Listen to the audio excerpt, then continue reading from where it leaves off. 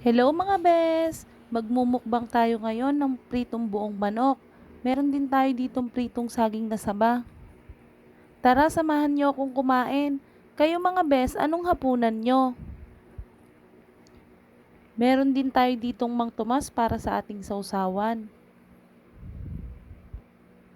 Subukan nyo pong magluto nito mga bes. Pinakuluan po to sa laurel, paminta at celery. 15 minutes lang po to pinakuluan.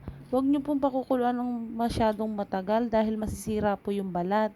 Pagkatapos po ay ito'y pinirito na.